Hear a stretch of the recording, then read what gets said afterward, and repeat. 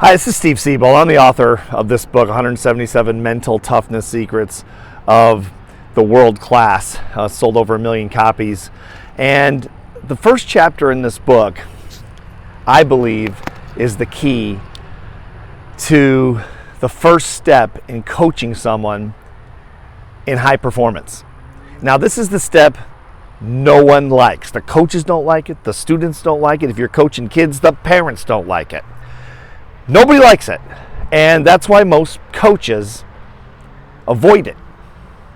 I made this chapter in this book, which I wrote almost 20 years ago now, the first chapter. People say it's 177 Mental Toughness Secrets.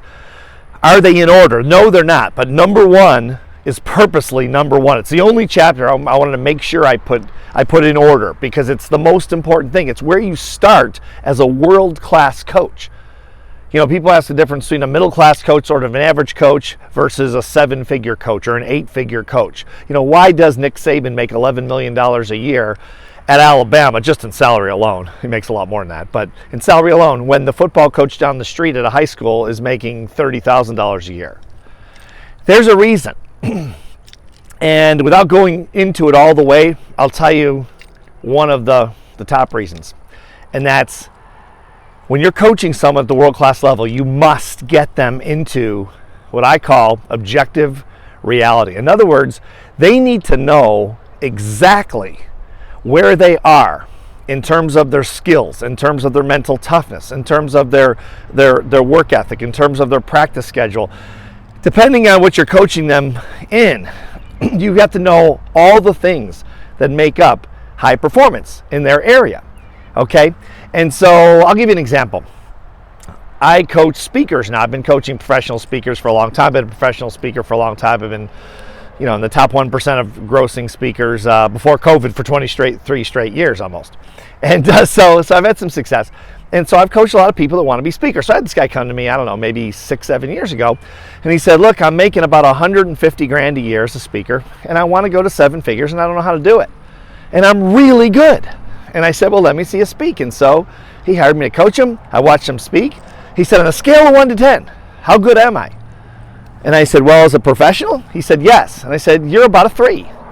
And he said, a 3? I thought I was about a 9. And I said, if you were a 9, you'd be making $3 million a year. He didn't like that.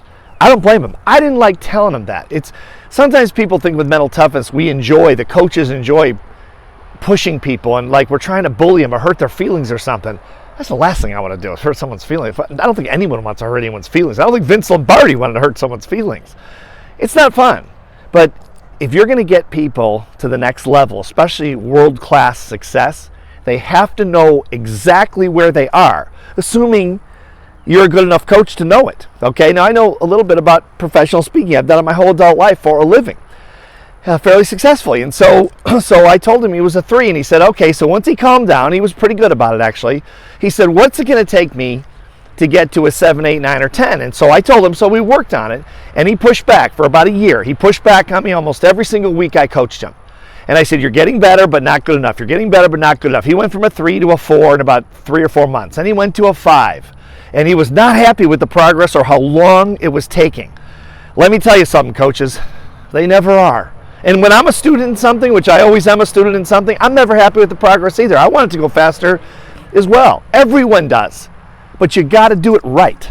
You're either doing it right or you're doing it half-assed. And that's what middle-class coaches do. They don't do it all the way because they're afraid that their students are not going to like them. And that's maybe the biggest mistake you can possibly make as a coach.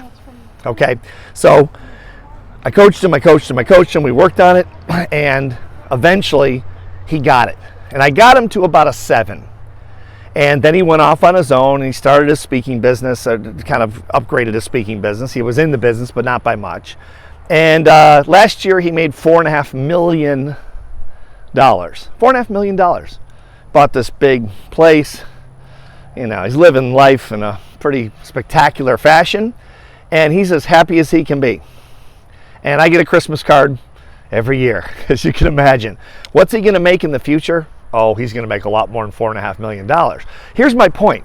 Get them into objective reality. It's the first chapter in this book. It's very, very important. It's not the most fun part, but if you're going to be a real coach, I mean a real coach, like you're not looking for friends. You're looking for successful students. You're trying to build successful students. You've got to wake them up. Most people are delusional in terms of how good they think they are at what they do. I'm the same way in things that I don't really understand. I always think I'm better. I always think I'm more skilled, more talented, whatever. And a real coach will tell you the truth because they're not interested in building a friendship. They're interested in being a coach. Friendship is not part of the coaching relationship. If you become friends later on, that's fantastic. You know, I've been friends with a lot of students I've had for over 30 years in different fields. But that's not the goal, because if it is the goal, you're compromised. You're not a real coach. You're a professional friend. You might as well spend your time on Facebook and social media just chatting with people. But if you want to coach someone, you've got to wake them up and say, look, I'm sorry to give you the bad news, but if you were this good as you think you are, you'd be making a lot more money. You'd be more successful. You'd be a better, whatever it is you're coaching them in. You got to wake them up. It's the first chapter in the book, Objective Reality, getting them to see themselves where they really are as opposed to where they think they are. Not fun. I get it. Totally necessary for world-class results. And that's why it's chapter number 1 in this book.